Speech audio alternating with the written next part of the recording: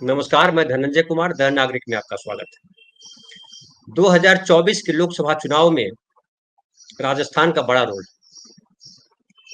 आप पिछले 2 चुनाव देखें तो चाहे वो 2014 का रहा हो या 19 का रहा हो, 25 सीटें हैं और 25 की 25 सीटें बीजेपी को जाती रही, नरेंद्र मोदी जी को जाती रही। और उसके पहले की अगर बात करें तो उसके पहले 2009 में कांग्रेस की 20 सीटें थी और बीजेपी को 4 सीटें थी। 1 सीट निर्दलीय ने जीती थी। उसके पहले अगर बात करें 2004 में तो बीजेपी की 21 सीटें थी, कांग्रेस की 4 सीट थी। उसके पहले बात करें 1999 में तो बीजेपी की 16 सीटें थी और कांग्रेस की 9 सीटें थी। ये जो 1999 है वो वाजपेयी जी का काल है और 2004 जो है वो मनमोहन सिंह का काल आ जाता है। मनमोहन सिंह प्रधानमंत्री बने थे 2004 में, याद रखिए। तो उस समय भी बीजेपी को 21 सीटें मिली थी, कांग्रेस को 4 सीटें ही मिली थी 2004 में भी। 2009 में उसके पहले जो है उसके बाद दूसरा जो चुनाव हुआ उसमें मनमोहन सिंह का दूसरा कार्यकाल जो था उसमें कांग्रेस की 20 सीटें हो गई थी और बीजेपी को 4 सीट मिली थी, निर्दलीय 1 सीट थी। अब इसमें वोट प्रतिशत अगर देखिए तो 1999 में जब वाजपेयी जी आए थे तो 53% की वोटिंग हुई थी, 53% वोट हुआ था। फिर 2004 में जब कांग्रेस सरकार आई थी तो 49.8% वोट हुआ, यानी वोट प्रतिशत लगभग जो है 4% के आसपास घट गया था। फिर 2009 में देखिए वोट प्रतिशत जो है फिर 1% घट गया था और 48% हो गया था वोट, और फिर जो है कांग्रेस को सीटें ज्यादा आई थी। तो इसमें ये दिख रहा है कि जब वोट प्रतिशत कम होता है तो कांग्रेस को सफलता मिलती है, बीजेपी नीचे चली जाती है, और जब वोट प्रतिशत ज्यादा होता है तो बीजेपी को सफलता मिलती है, कांग्रेस नीचे चली जाती है। अब इससे इधर आगे आइए तो 2014 की अगर बात करें तो देखिए 2014 में 63.02% वोट पड़े थे, 2019 में 66.37 वोट प्रतिशत पड़े थे, और जो 2024 है यानी इस साल 62.10% वोट है, यानी पिछले बार के बनिस्पत 2019 के बनिस्पत 4% के आसपास वोट कम हुए हैं। तो कम हुए हैं तो ये अनुमान लगाया जाता है कि ये कम जो वोट हुए हैं ये बीजेपी को नुकसान करेगा। और ये भी कहा जा रहा है कि जो फर्स्ट फेज को चुनाव हुए थे जिसमें 12 सीटों पर चुनाव हुए थे उसमें 58% वोट पड़े थे, मतलब और भी कम 4%। अभी जो कुल मिलाकर के जो वोटिंग हुई है उससे 4% और वोट कम पड़े थे। लेकिन जो बाद के फेज में जो वोट पड़े 13 सीटों पर जो अभी खत्म हुआ पिछले 26 तारीख को, उसमें जो है 64.56%, मतलब वोट प्रतिशत बढ़ा है सेकेंड फेज में, यानी 13 सीटों पर जब चुनाव हो रहे थे तो वोट प्रतिशत उछल करके 6% का इजाफा हुआ। तो माना जा रहा है कि ये जो इजाफा हुआ है इससे बीजेपी रिकवर कर सकती है। तो कुल मिलाकर के स्थिति है कि 2024 में 62.10% वोट पड़े हैं, यानी 2014 से भी कम और 2019 से भी कम। 2014 से 1% कम है और 2019 से 4% कम है, और कम होने का मतलब होता है कि बीजेपी की सीटें घटेंगी। तो यानी 25 के 25 सीटें मिलेंगी ही, ये इस बार कहना आसान नहीं है, सही नहीं है। हाँ, अब कई लोगों का, कई विशेषज्ञों का कहना है कि ईवीएम देवता की कृपा क्या करती है वो ईवीएम देवता जाने। लेकिन जो वस्तु स्थिति है, जो आकलन है, जिस आधार पे विशेषज्ञ बोलते हैं, वो ये कह रहा है कि बीजेपी की सीटें 25 के 25 नहीं होंगी, कम होंगी। अब वो 8 सीटें कम होगी, 10 सीटें कम होगी, 4 सीटें कम होगी, ये नहीं पता, लेकिन सीटें कम होंगी। कम से कम बता रहे हैं लोग 8 सीटों के आसपास, 10 हो जाए, 6 हो जाए, ऐसी सीटें कम होगी, लेकिन कम होंगी सीटें। इस बार 25 के 25 नहीं मिलने जा रही है। तो आगे और क्या है, राजस्थान में क्या स्थिति है, लोगों में क्या है, इस तरह की जो और सारे सवाल हैं उस पर हम बात करेंगे। हमारे साथ हैं वरिष्ठ पत्रकार, हमारे साथी अनिल शर्मा जी। अनिल भाई साहब नमस्कार, आपका स्वागत है। बहुत लंबे समय बाद हम मिले हैं। सही बात है तरुण जी। लोकसभा चुनाव में तो हम लोग मिले ही नहीं है। तो हम समझना चाह रहे हैं कि राजस्थान में जो 2 फेज में चुनाव हुए, पहला फेज आपके हिसाब से क्या कहता है, ये बतलाइए, फिर हम दूसरे फेज पर बात करेंगे। पहले फेज में 12 सीटों पर चुनाव हुए थे, उस फेज का क्या आकलन है आपका? धनंजय जी, एक चीज देखिए, पहले फेज में वोटिंग बहुत कम हुई, करीब 58% के आसपास पोलिंग हुई थी, अगर आपको याद हो तो।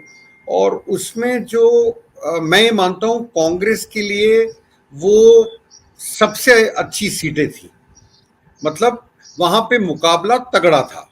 मैं ये नहीं कह रहा हूं कांग्रेस जीत रही है बीजेपी जीत रही है, तो आने वाला 4 जून ही बताएगा। पर कांग्रेस यहाँ पे स्ट्रांग थी और अच्छी फाइट दे रही थी, ऐसा शुरू से दिखता था, और कांग्रेस ने यहाँ अच्छी फाइट दी भी। अब वोट परसेंटेज कम हुआ, किसका वोटर निकला किसका नहीं निकला इसको जानना तो बड़ा मुश्किल है। पर एक बात मैं कई चैनल्स पे बोल चुका हूं आपसे पहले, वो बात रिपीटेटिव लगेगी लोगों की, पर मैं बोलना चाहूंगा क्योंकि आपके दर्शक दूसरे हैं, उनके दूसरे होते हैं यूजुअली, कि जो बीजेपी काडर था या जो संघ के कार्यकर्ता थे वो ग्राउंड पे कम दिखे, पहले फेज में काफी कम दिखे। उसके एग्जाम्पल में मैं देता हूं, लोगों के घरों पे आपको याद होगा बीजेपी की खासियत है काडर की और आरएसएस के बंदों की, कि एक दिन पहले या सवेरे सवेरे आपके घर पे पर्ची डाल के जाते हैं और आपको पोलिंग बूथ और वो सारी डिटेल उसके अंदर होती है। अब के ऐसा देखने को नहीं मिला। तो क्या काडर नाराज था, क्या संघ का कार्यकर्ता नाराज था, ये जान पाना फर्स्ट फेज में ऐसा लगता है ऐसा कुछ हुआ है। तो इसका मतलब ये है, क्योंकि आपको याद होगा बीजेपी को हम कैडर बेस्ड पार्टी बोलते हैं, जो लास्ट माइल तक अपने वोटर्स को पकड़ के रखती है और पोलिंग बूथ तक लेके जाती है।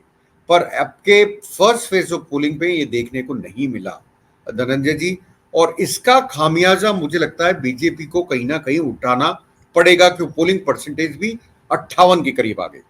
मेरा मानना है फर्स्ट फेज में कम से कम 6 से 8 सीटें ऐसी हैं जो फंसी हुई है, किसी भी तरफ जा सकती है। और बाकी आपने कहा ईवीएम देवता, सारे पॉलिटिकल एनालिस्ट फेल हो जाते हैं जब ईवीएम देवता खुलती है।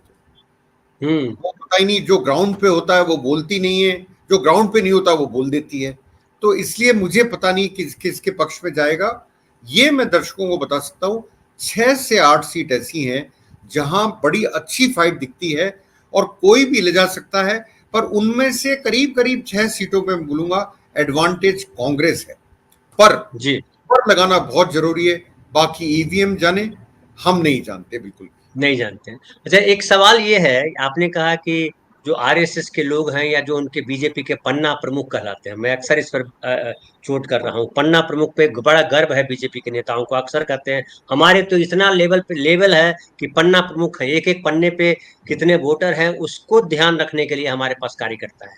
कांग्रेस के पास कैडर वोट नहीं है, कांग्रेस के पास कई बूथ पर लोग नहीं होते हैं, वगैरह वगैरह बातें होती है, इसलिए बीजेपी जीत जाती है।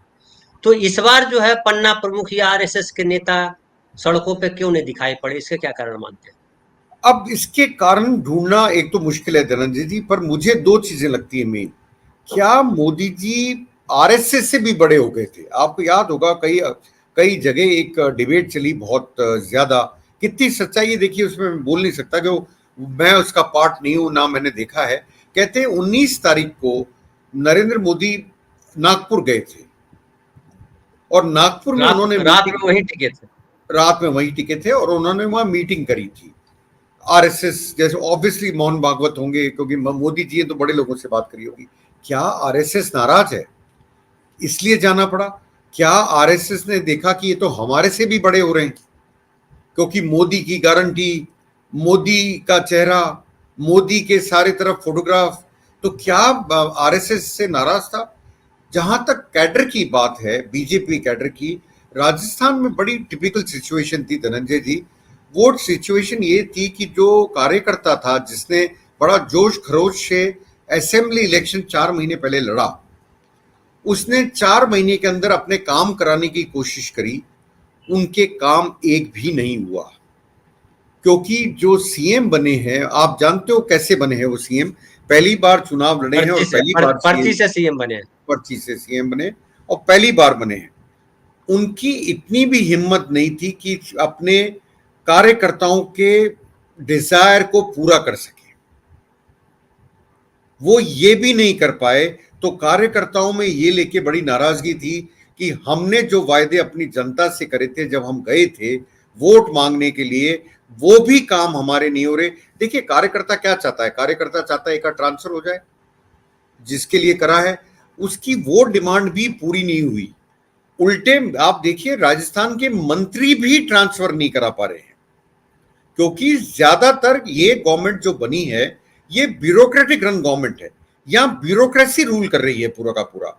अगर आपको ब्यूरोक्रेसी को काटना है तो कार्यकर्ता को दिल्ली जाना पड़ता है। क्या वो अमित शाह से अप्रोच कर सकता है? क्या वो नरेंद्र मोदी से अप्रोच कर सकता है? इस चीज से कार्यकर्ताओं में एक मायूसी थी। इसलिए मुझे लगता है कार्यकर्ता भी बेचारा बाहर नहीं निकला। उसको लगा मैं जनता को मुंह क्या दिखाऊंगा, क्या बोलूंगा, जिनसे मैं 4 महीने पहले बोल के आया था ये काम कर दूंगा, ये काम कर दूंगा, मैं तो एक ट्रांसफर भी नहीं करा पा रहा। तो ये जो चीजें थी, मैं बोलूंगा एक तरह से मतलब डिसइल्यूजमेंट था कार्यकर्ताओं में। तो उनको आप ये कहना चाह रहे हैं, आपकी इस बात से ये निकलता है कि अगर नौकरशाही हावी है, चीफ मिनिस्टर की हैसियत नहीं है कि अपने कार्यकर्ता का काम कर सके। इसका मतलब सरकार जो है वो राजस्थान की सरकार दिल्ली से चल रही है, राजस्थान से सरकार जयपुर से नहीं चल रही है। बिल्कुल, और इसी का कारण है, आप देखिए राजस्थान में एक आवाज उठी, हल्की उठी, ज्यादा नहीं उठी, अब आगे और उठेगी, आपको बताता हूं। राजस्थान अस्मिता का सवाल आ गया, क्या दिल्ली हमें चलाएगा? यहां के लोगों में एक धीमी आवाज आनी शुरू हो गई है, क्या हर चीज के लिए हमें दिल्ली की तरफ देखना पड़ेगा? फिर हमें सीएम का मतलब क्या है? फिर क्या मतलब है हमें, हम किस चीज के लिए लड़ाई करके और बीजेपी को यहां जिता के लाए? तीसरी बात बड़ी इंपॉर्टेंट है, आप ध्यान रखिएगा धनंजय जी। क्या हुआ जब आप मुख्यमंत्री बने, 4 महीने पहले आपने, अशोक गहलोत मुख्यमंत्री थे यहाँ के, उन्होंने बड़ी वेलफेयर स्कीम्स लाई, अपन ने खूब बातें करी, पर वो चुनाव हार गए। पर राजस्थान ऐसा स्टेट था जहां पर टक्कर जबरदस्त हुई और कांग्रेस 70 सीटें लाई। मेरे को ये लगता है कि अब लोगों ने कंपैरिजन करना शुरू कर दिया गहलोत साहब और भजनलाल जी में। उस कंपैरिजन में बेचारे भजनलाल जी कहां अटकेंगे? पहली बार सीएम बने, पहली बार आए, ना उनको वेलफेयर स्कीम्स के बारे में पता, अशोक गहलोत जो चलाते थे, ना उनकी समझ में आया। वही बात अंत में आती है जब ब्यूरोक्रेटिक रन गवर्नमेंट होती है। अब ब्यूरोक्रेसी को क्या मतलब है जनता से, मुझे बताइए आप। ब्यूरोक्रेसी का डायरेक्ट जुड़ाव कार्यकर्ता से कैसे हो सकता है?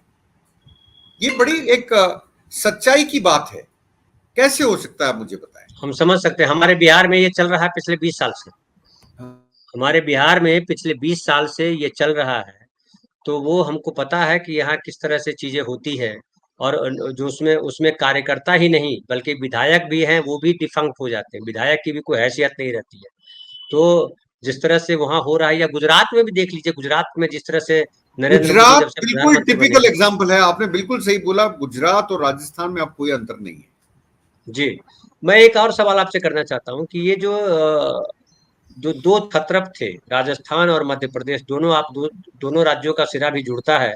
गुजरात का सिरा राजस्थान से जुड़ता है और यहाँ का सिरा मध्य प्रदेश से जुड़ता है। फिर तो क्या लगता है आपको कि मध्य प्रदेश में जिस तरह से हटाया गया उनको, शिवराज सिंह चौहान को, और राजस्थान में जिस तरह से हटाया गया ये वसुंधरा राजे को चीफ मिनिस्टर नहीं बनने दिया गया, तो उसका इम्पैक्ट जो है वहाँ के कार्यकर्ताओं पे है कि वसुंधरा गुट जो है, जो उस समय भी हम लोग बात कर रहे थे, वसुंधरा गुट है, वसुंधरा गुट नाराज है। हालांकि नाराजगी का असर दिखाई पड़ा नहीं विधानसभा चुनाव में। क्या लोकसभा में वो नाराजगी का असर है? देखिए धनंजय जी, ये कहना गलत होगा कि नाराजगी का असर दिखाई नहीं पड़ा। बीजेपी 115 पे आके अटक गई और कांग्रेस 70 पे पहुंच गई। नाराजगी थी, नाराजगी है, और इस बात को कहने में कोई गुरेज नहीं होना चाहिए कि Vasundhara Raje state pan state leader हैं, मास अपील है। एक जमाना था जब ये बोला जाता था कि अमिताभ बच्चन 1 to 10 है, इसके बाद गिनती शुरू होती है। ये एक पेट डायलॉग हुआ करता था। बीजेपी राजस्थान में भी 1 to 10 तो वसुंधरा है, उसके बाद दूसरे नेताओं की गिनती होती है। अब के क्या हुआ, वसुंधरा जी को बुलाया नहीं गया या वो गई नहीं, मैं नहीं जानता हूं, पर जो भी कारण रहा हो, वो नहीं गई, उसका असर देखने को मिला है। ऐसा नहीं है नहीं मिला है, बिल्कुल देखने को मिला है। और आज हालत यह है, कई कॉन्स्टिट्यूएंसीज में दिक्कत आ रही है बीजेपी को बिना वसुंधरा राजे का। उसके कारण क्या है? उसका कारण आपको पहले बताया कि उनका स्टेचर बहुत बड़ा है। उसके साथ में उनका एक पेट डायलॉग हुआ करता था जो जनता में बड़ा पॉपुलर था, मैं क्षत्रिय हूं जात से, मैं जाट की बहू हूं और गुजर की सास हूं। तो 3 कम्युनिटियों को इस तरह से वो अपने साथ लेती थी और उनका असर चलता था। देखिए 2019 चुनाव की अपन बात करते हैं, 2018 का चुनाव वसुंधरा राजे हारी असेंबली का। 2019 में करीब करीब इसी महीने में चुनाव थे, शायद मार्च या अप्रैल में ही थे, मैं गलती पे नहीं हूं तो, और उसमें 25 सीटें थी जो वसुंधरा जी ने डिसाइड करे थे कैंडिडेट्स। वो 25 के 25 को जिता के लाई थी, हर जगह गई थी, हर जगह कन्वेंशन करी थी उन्होंने।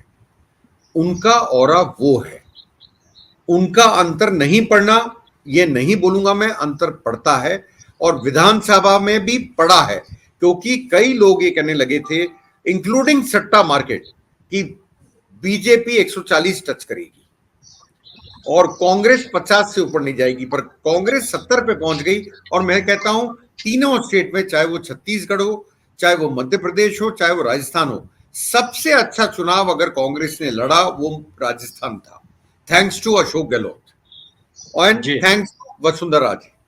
जी, अच्छा, हम बाद के दूसरे फेज के 13 सीटों पर आते हैं। दूसरे फेज के जो 13 सीटें हैं उसमें वोट प्रतिशत अचानक बढ़ा, और बढ़ करके वो जो है 64.56% हो गए 13 सीटों पर।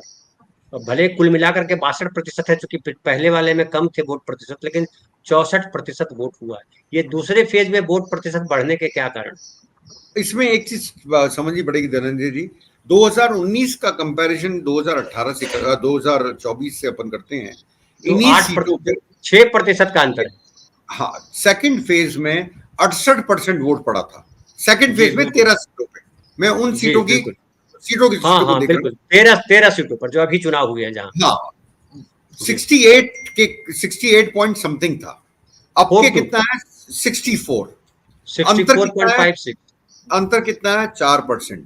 4% का 4%। अंतर बहुत बड़ा अंतर होता है धनंजय जी।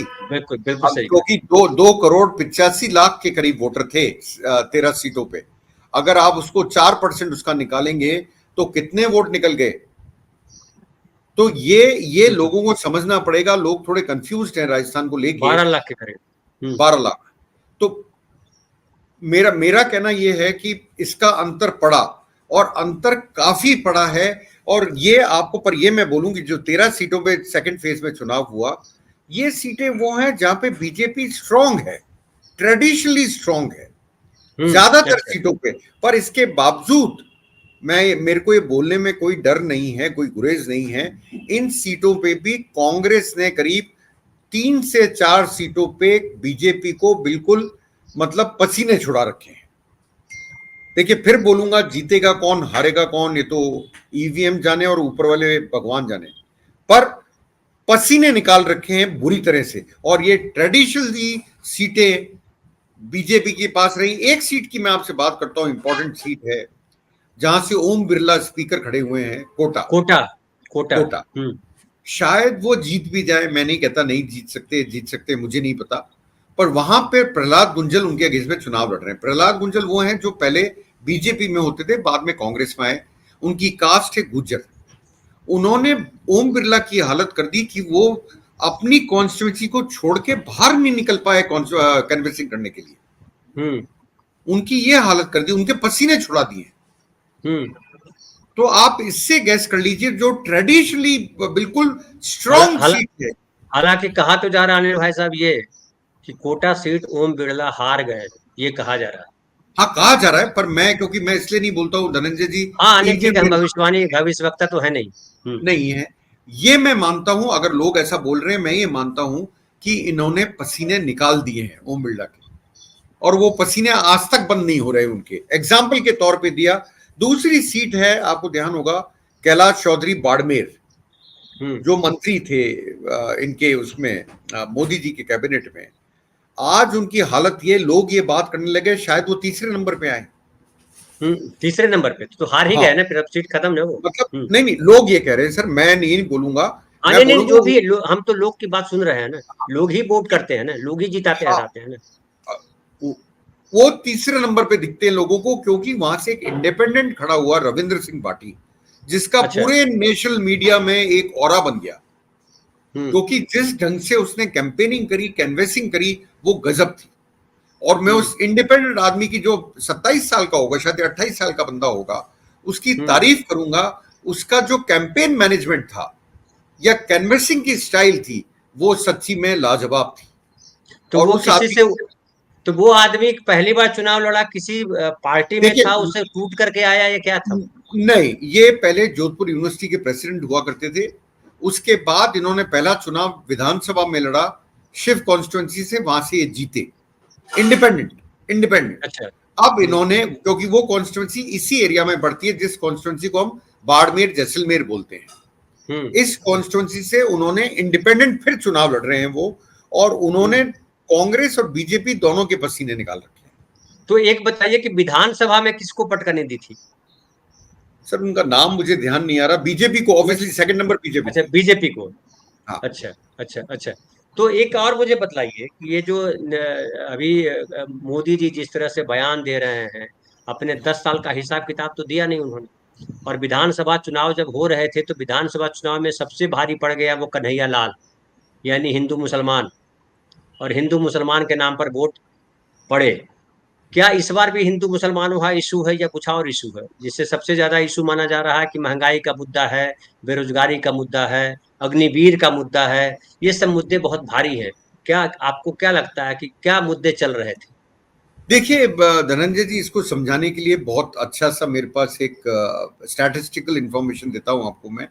पहला फेज 58% वोट पड़े, मोदी जी घबरा गए, मोदी जी बौखला गए, इसीलिए उन्होंने राजस्थान की धरा चुनी, इतनी बढ़िया धरा, जहां पे बांसवाड़ा में खड़े खड़े होकर उन्होंने ज्यादा बच्चे और मंगलसूत्र की बात करी।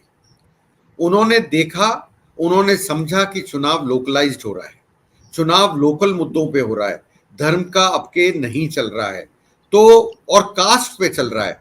तो उन्होंने उसको तोड़ने के लिए ये सोचा कि मैं इसको धर्म पे ले आऊं और मैं बात करूं, आपका ये छीन लेंगे। और जिस तरह से वो बोल रहे थे, मुझे कई बार, आप तो वो रहे हैं इंडस्ट्री में, आपको नॉलेज है, रामसे की पिक्चरें आया करती थी, वो जिस ढंग से हॉरर वो बोल रहे थे, फिल्म, हॉरर मूवीज। और आपका मंगलसूत्र छीन लेंगे, तो मुझे लगा, मुझे वो कुछ याद आने लगा कि राम से साहब कहां से वापस डायरेक्टर बन के आ गए, कि जिस ढंग से वो बोल रहे थे। हाँ, पर उनका उद्देश्य ये था कि मैं इसको धर्म की तरफ ले जाऊं, तो हिंदू मुस्लिम हो जाए और ये कास्ट बेस ना रहे। पर उसमें मुझे लगता है कहीं पे वो गलती कर गए, उनको मंगलसूत्र तक नहीं जाना चाहिए था। वो बात लोगों के, देखिए राजस्थान में मंगलसूत्र और कई जगहों पे सुहाग की निशानी है, सुहाग है। आप इतने स्तर पे एक प्राइम मिनिस्टर होके इतने स्तर पे अच्छा नहीं लगता है, मतलब ये चीज बोलना, ये मैं मानता हूं उनके लिए ठीक नहीं था, एक नहीं, डेकोरम लोग होता है। लोग पूछ रहे हैं अनिल भाई कि बताइए मोदी जी, आपने अपनी पत्नी का मंगलसूत्र का क्या किया, उसकी रक्षा कहाँ की? तो जो आदमी अपनी पत्नी के मंगलसूत्र की रक्षा नहीं करता है, और उनकी एक करीबी मंत्री हैं वो स्मृति ईरानी, उनके बारे में लोग कह रहे हैं, बाकायदा वायरल हो रहा है कि दूसरे का जो मंगलसूत्र अपने गले में पहन लेती है, वो बता रही है मंगलसूत्र की कृपा गा रही है। उसने अपनी सहेली के पति को छीन लिया, ऐसा कहा जाता है ना? हालांकि मैं इसको नहीं मानता हूँ, पर किसी किसी को छीना नहीं जा सकता है। लेकिन उन दोनों के बीच नहीं निभे, इनके बीच हो गया और इनकी शादी हो गई। वो उनके घर पे रहती थी, दोनों सहेलियां थी, उनके पति से इनकी शादी हो गई, बाद में ईरानी है। हालांकि ये भी है, देखिए कि स्मृति ईरानी के हस्बैंड पारसी हैं, पारसी होकर के भी वो हिंदू रह गई पारसी से शादी करके। और इंदिरा गांधी के हस्बैंड भी पारसी थे, फिरोज गांधी, वो पारसी से शादी करके मुसलमान बन गई। तो हाँ। ये बड़ा अजीब है हमारे देश में, एक पारसी से शादी करता है वो हिंदू रह जाता है, दूसरे पारसी से शादी करता है तो मुसलमान बन जाता है। ये नैरेटिव चलाते हैं आरएसएस के लोग, बीजेपी के लोग, और ये नैरेटिव एक्सेप्ट कर लेती है जनता। इसके पीछे क्या वजह देखते हैं? देखिए मेरे को ऐसा लगता है कि जो जो सोशल मीडिया है बीजेपी का, वो बहुत स्ट्रांग है in comparison to any opposition party, including Congress. Congress, देखिए आपने एक इशू उठाया कन्हैया लाल का, विधानसभा में बहुत बड़ा इशू था राजस्थान में। आप बताइए क्या कांग्रेस की मीडिया उसको काटने में कामयाब हुई? अरे आखिरी चरण तक नहीं हुई। मैं आपके शो में आता था और शो में भी जाता था, ये बोलता था इसका सही जवाब क्यों नहीं दे पा रही है, और नहीं दे पाए। आज वो कन्हैया लाल जी बेचारे कहां गए? ना तो मोदी जी उनका नाम लेते हैं बेचारों कन्हैया लाल का, वो बेचारे उनके बेटे विधानसभा चुनाव में भी बोलते थे हमारे पिताजी का नाम मत लीजिए, अब छोड़िए उनको। पर किसी ने सुना? क्या कांग्रेस का मीडिया, सोशल मीडिया आगे आया? क्या उन्होंने उस टाइम काटने की कोशिश करी? इस चीज में आप जानते हो मास्टरी सिर्फ एक की है, और वो है हमारे सिर्फ बीजेपी, उनकी मास्टरी है। तो वो इस चीज को टैकल कर पाते हैं।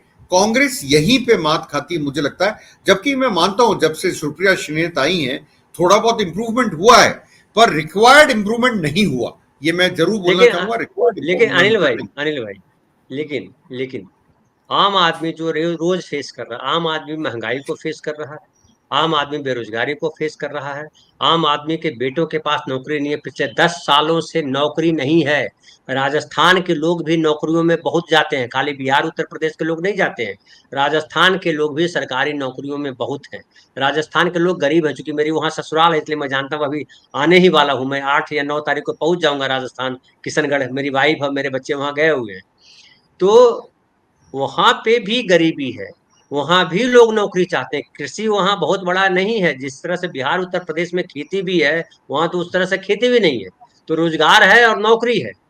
तो इसके बाद भी क्या, क्योंकि लोग रोज 10 साल से नौकरियां नहीं है, और 10 साल से जो लगे थे नौकरी करने के लिए, लड़के जो तैयार होकर के पढ़ करके निकल रहे हैं, ग्रेजुएट होकर के पीएचडी करके वगैरह वगैरह कर करके, तो उनके पास तो नौकरियां नहीं है। तो सीधा सीधा फेस कर रहे हैं नौकरियां नहीं होने के, तब देखिए भी क्या वो धर्मेंद्र जी, हिंदू मुसलमान वाले ट्रैक पे चले मैं जाते हैं। मैं आपको बहुत अच्छा एग्जाम्पल देता हूँ। मेरा कॉपीराइट नहीं है, किसी और ने कहा है, इसलिए पहले बोल रहा हूँ कि मेरा नहीं है ये स्टेटमेंट, बट बड़ा अच्छा स्टेटमेंट है इसलिए कोट कर रहा हूँ। मैं एक डिबेट में था, उसमें एक मेरे साथी थे, उन्होंने एक चीज बड़ी अच्छी बोली। मैंने एक सवाल उठाया कि अब के मोदी जी राजस्थान आए, काफी बार आए, आपके राजस्थान लोकसभा में काफी बार आए इलेक्शन में, और काफी रैली उन्होंने एड्रेस करी। पर मैंने एक बड़ी टिपिकल चीज देखी थी खुद ने, कि अब के वो मोदी मोदी मोदी नारे नहीं लगे। क्यों नहीं लगे? क्योंकि क्राउड रिस्पॉन्सिव नहीं था मोदी जी के लिए। अब के शायद एक आध जगह लगा हो, बाकी नहीं लगा। धनंजय जी मैंने मेरे तो लिए नहीं बड़ा, सुना कहीं। हाँ मेरे लिए बड़ा सरप्राइजिंग था। तो मैं ये क्वेश्चन उठा रहा था, तो मेरे साथी पत्रकार थे, उन्होंने बड़ी अच्छी चीज बोली कि अनिल जी आप गलती कर रहे हो। जब वो 20 साल के थे, जब मोदी जी प्रधानमंत्री पहली बार चुनाव लड़ रहे थे, तो उनको उम्मीदें बहुत थी, तो मोदी मोदी करते थे। फिर वो 25 साल के हुए, तो उन्होंने कहा 2 करोड़ नौकरी दूंगा, तब भी उन्होंने मोदी मोदी मोदी करा। अब वो 3 साल के युवक बन गए, ना तो उनको नौकरी मिली है अभी तक, ना उनके जो भाई थे छोटे या बहनें थी उनको नौकरी मिली है, तो वो मोदी मोदी क्यों करेगा? तो तो ये तो, बड़ा तो अच्छा स्टेटमेंट है जो मुझे बड़ा अट्रैक्ट करा। अब मैं आता हूं कि दूसरी बात पर। देखिए राजस्थान में अग्निवीर एक बहुत बड़ा मुद्दा है। शेखावटी बेल्ट, जहां से सबसे ज्यादा लोग सेना में जाते थे, वो अब पीछे खिसक रहे हैं, और काफी तादाद में पीछे खिसके। और मैंने कई चैनलों पे एग्जाम्पल दिया, आपको भी देता हूं। इंडियन एक्सप्रेस की रिपोर्ट थी एक कई दिन पहले, जिसमें उन्होंने एक सिटी को टारगेट करा था, कुचामन। कुचामन राजस्थान में एक टाउन है छोटा, वहां पे 150 इंस्टीट्यूट होते थे, जिसमें सिर्फ सेना के लिए लोगों को डिफेंस के लिए तैयार किया जाता था। आज वहां करीब 8 से 10 इंस्टीट्यूट काम कर रहे हैं सिर्फ। और वहां सिर्फ राजस्थान के बच्चे नहीं आते थे, वहां पे यूपी के भी आते थे, हरियाणा के भी आते थे। और हालत यह है कि उनकी इकोनॉमी उस पर डिपेंडेंट थी, क्योंकि वो लोग कमरा भी लेते थे किराए पे, वो लोग टिफिन सर्विस भी यूज करते थे। इकोनॉमी कुचामन की उस पर चलती थी। इसके साथ में नाराजगी उठी, क्योंकि वहां पे बच्चे रह गए मुश्किल से 1000-2000, जहां करीब 70,000 50,000 बच्चे आते थे। तो लोगों में, बच्चों में अग्निवीर एक बहुत बड़ा इशू बना। आपने बिल्कुल सही बोला। और खास तौर से राजस्थान में, यहां के आप जानते हैं जाट, राजपूत, ये यादव, ये जरूर जाते हैं सेना में। और इनका डिसइंटरेस्ट हुआ इसको देख के कि ये तो अग्निवीर क्या है ये, इसलिए वो गए नहीं। क्यों? आखिर में क्या हमें गार्ड बना के और खड़ा कर दिया जाएगा गेटों के बाहर 4 साल बाद? नहीं, कई जगह अग्निवीर तो खड़ा ये भी होता है। आया अनिल भाई, कई जगह तो ये भी आया कि 73 साल का आदमी प्रधानमंत्री बनने के लिए मंगलयान से मंगलसूत्र पे आ गया, और जो 18 साल का लड़का उसको कह रहा है कि 4 साल में नौकरी करके घर बैठो, रिटायर हो गए तुम अब योग्य नहीं रहे नौकरी के। ये तो बड़ा अजीब विरोधाभास है ये भी लोगों बिल्कुल ने कहा। बिल्कुल ये सही है धनंजय जी, बिल्कुल सही बात है। इसके साथ में एक बात और है, उन्होंने एक शायद ट्वीट भी करा था, अगर मैं गलती पे नहीं हूं तो, कि मैं 70 साल के बुजुर्गों को, उनका बेटा जो खुद हाँ, 74 साल का है, वो अब कौन सी आपकी स्कीम है हेल्थ वाली, इनकी नाम भूल रहा हूं मैं, आयुष्मान आयुष्मान भारत भारत। में, जोड़ूंगा, 5 लाख का उनको बीमा दूंगा। अरे बड़े भाई, एक तो तू 73 साल का 70 साल का कैसे माता पिता की उम्र का हो सकता है, कैसे बुजुर्ग हो सकता है? अगर आप बुजुर्ग नहीं है तो वो भी बुजुर्ग नहीं है बेचारा।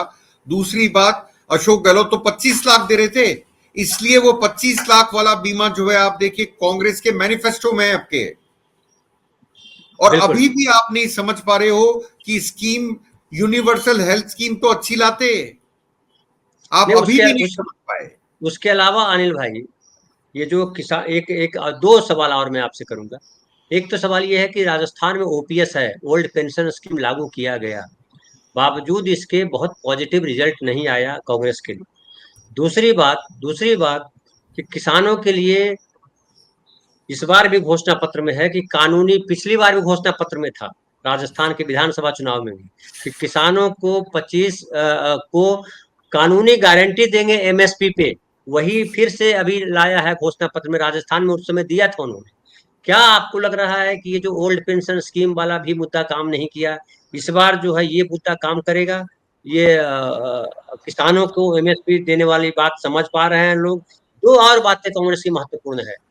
एक तो उसने कहा कि 1 लाख रुपए देंगे प्रत्येक गरीब परिवार की महिला को, एक ये घोषणा। दूसरी घोषणा ये कि युवाओं को हम 60 लाख, ये 30 लाख जो वैकेंसीज है वो भरेंगे। और तीसरी बात ये कि किसानों की आय को जो है, किसानों को जो हम एमएसपी पे गारंटी देंगे, एमएसपी पे गारंटी देंगे। और एक और बात कही कि हम युवाओं के लिए अप्रेंटिसशिप ला के एक देंगे, 1 लाख रुपया 1 साल का देंगे हम अप्रेंटिस। ये सब बातें क्या वहाँ लोगों तक पहुंची है घोषणा पत्र में जो है? देखिए, मैं कांग्रेस को तो मैं बोलता हूं धन्यवाद देना चाहिए मोदी जी और अमित शाह को और योगी जी को, बहुत धन्यवाद देना चाहिए। अगर आप डाउनलोड देखेंगे कांग्रेस के मैनिफेस्टो का, तो अभी तक 40-42 लाख से ऊपर हो चुका है, क्योंकि मुस्लिम लीग भी आ गया उसमें और मुसलमान भी आ गया इन तीनों के कहने से।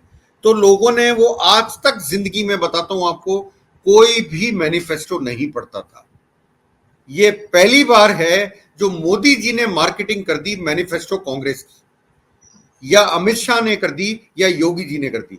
अब 42 लाख से ज्यादा डाउनलोड हैं कांग्रेस के मैनिफेस्टो के, और लोगों ने मैनिफेस्टो पढ़ा, और लोग क्वेश्चन कर रहे हैं उसमें मुसलमान कहां है, और लोगों को यह जानकारी मिली कि उसमें बड़ी अच्छी स्कीम्स है। तो मैं कहता हूं कि कांग्रेस को तो जा जाके धन्यवाद करना चाहिए इन लोगों को। अरे आप गजब हो, हमें तो जरूरत ही नहीं पड़ी, आपने कर दिया सब कुछ हमारे लिए। तो ऐसी स्थिति में अनिल भाई, ऐसी स्थिति में जब कांग्रेस के घोषणा पत्र को लोगों ने पढ़ा, फिर तो कांग्रेस की सीटें बढ़नी चाहिए, कांग्रेस की सीटें, बीजेपी की सीटें घटनी चाहिए। जो आप कह रहे हैं, जो दिखाई पड़ रहा है, कोई माहौल नहीं था, रामचंद्र जी नहीं चले, मोदी जी नहीं चले, मंगलसूत्र नहीं चला। अब तो चला रहे हैं कि आपका 4 कमरे का घर है, 2 कमरा आपसे छीन करके घुसपैठियों को दे देंगे। अरे मेरे 4 कमरे के घर को 2 कमरा कैसे छीन लेंगे? कौन सा कानून लाएंगे जिससे छीन लेंगे? मतलब इस तरह से जो बातें करते हैं, तो क्या बीजेपी के लोग, आप बीजेपी के लोगों से भी बात होती होंगी आपकी, बीजेपी के लोग, आरएसएस के लोग, उसको इसको किस तरह से देखते हैं, इस तरह के बयानों को?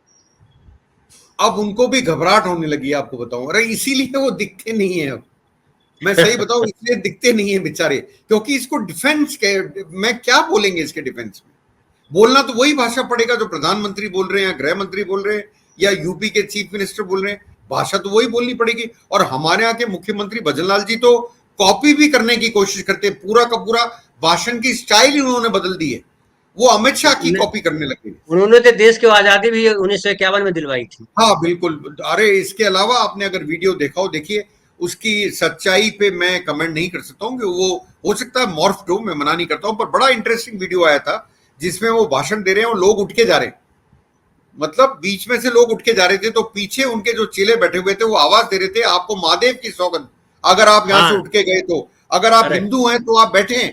इतना बिल्कुल। बुरा स्तर, इतना बुरा स्तर, फिर आप कहते हो 25-0 हम लाएंगे राजस्थान में। मतलब ये तो कमाल है। इसीलिए ईवीएम बाबा को प्रणाम है। ईवीएम बाबा को प्रणाम। एक आखिरी सवाल अनिल भाई, अब राजस्थान से बाहर निकल जाते हैं।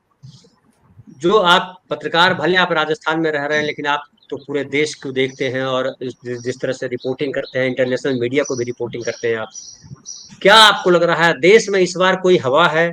क्या मोदी जी से लोग नाराज हैं, या मोदी जी 400 पार वाला जो अपना डायलॉग बोल रहे हैं वो दोहराने जा रहे हैं, क्या आपको लग रहा है? आपका एनालिसिस क्या है उसको लेकर? देखिए धनंजय आकलन जी, क्या है?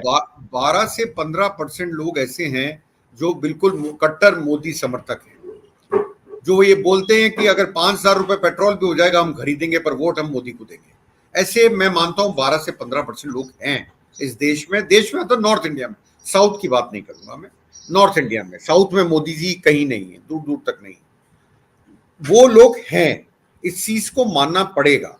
वो ये कहते हैं अगर हमारे को मोदी जी कुछ भी कर लें, पर मोदी जी विश्व गुरु हैं, उनके लिए कोई अंतर नहीं पड़ता मोदी जी क्या कर रहे हैं क्या नहीं कर रहे। इलेक्शन जीता जाता है जो 5% लोग फेंस पे बैठे होते हैं, फ्लोटिंग उनसे, वोट। फ्लोटिंग वोटर्स, जो बिल्कुल फेंस पे बैठा हुआ, इधर भी गिर सकता है इधर भी गिर सकता है। मोदी जी का ऑरा उनमें कम हुआ है, इसमें कोई शक नहीं। मोदी जी डिक्लाइन पे हैं इस बार। मोदी जी का वो चार्म नहीं रहा जो पहले था। उसका एग्जाम्पल मैंने आपको दिया, कोई मोदी मोदी मोदी के नारे लगाता हुआ दिखा नहीं। अगर दिखा भी होगा शायद एक आध जगह हो सकता है दिखा होगा, कोई नहीं नहीं दिखा, देख। मुझे नजर नहीं आता। मैं आपको एग्जाम्पल दे चुका हूं। ये 5% लोग तय करेंगे कि ये चुनाव किस तरफ जा रहा है। मोदी का ग्राफ नीचे आया, मोदी मैजिक नीचे आया, लोगों को उनकी बातों पे विश्वास नहीं हुआ, इसलिए उन्होंने कांग्रेस के मैनिफेस्टो को डाउनलोड करा। कौन करता था? अरे अखबार वाले भी नहीं पढ़ते थे, आपको बताऊं। बिल्कुल सही कौन है, बिल्कुल सही। कौन पढ़ना चाहता था मैनिफेस्टोस को? पहली बार है। आप देखिए जो मेन स्ट्रीम मीडिया है, दो खासतौर से चिप वाले जो ज्ञानी थे, तिहाड़ी, सब तिहाड़ी। दो, मैं चिप वाले ज्ञानी बोलूंगा सर, दो। नहीं, उन्होंने, हम हमारा बिहारी है इसलिए हम तिहाड़ी बोलते हैं। वो अच्छा बिहारी वो है। बिहारी है वो? जी, सब रत्न बिहार से आते हैं ये सब। अच्छा, तो हाँ। तो वो भी क्वेश्चन कर रहे हैं मोदी जी को, देखिए, कांग्रेस। नेशनल मीडिया में एक रवीश कुमार बिहारी, अजीत अंजुम बिहारी, अभी ये पुण्य प्रसून वाजपेयी बिहारी, श्वेता सिंह जो श्वेता सिन्हा है वो बिहारी, अंजना ओम कश्यप बिहारी, और ये तिहाड़ी भी बिहारी। तो कितने पत्रकार बता दिए बिहारी एक एक स्लिप में। आपने अभी और भी आपने ढेर सब सारे मैं नाम बता दे सकता हूँ। बड़े बड़े बड़े बड़े जर्नलिस्टों का नाम ले लिया आपने। हम तो कहीं टक्कर में जी। आते ही नहीं है। पर मैं ये देख रहा हूं वो भी क्वेश्चन कर रहे हैं मोदी जी को, क्या ये पूरा का पूरा समा चेंज हो रहा है? क्या उनको भी लग रहा है कि ग्राउंड पे रियलिटी कुछ और है? जो दिखता है बेरोजगारी, महंगाई, ये बड़े मुद्दे हैं। अग्निवीर बड़ा मुद्दा है, ये लोगों को भूलना नहीं चाहिए। जी। आप मिडिल जी। क्लास को बिल्कुल किनारे कर दिया गया है, ये भूलना नहीं चाहिए। धनंजय जी। जी, तो बहुत बहुत धन्यवाद अनिल भाई, आप आए और आपने बातें की और काफी विस्तार से बतलाया। आभार आपका। और हमारे साथ जो दर्शक साथी जुड़े हुए आप लोगों का भी बहुत बहुत आभार। फिर मिलेंगे हम नए कार्यक्रम के साथ। धन्यवाद।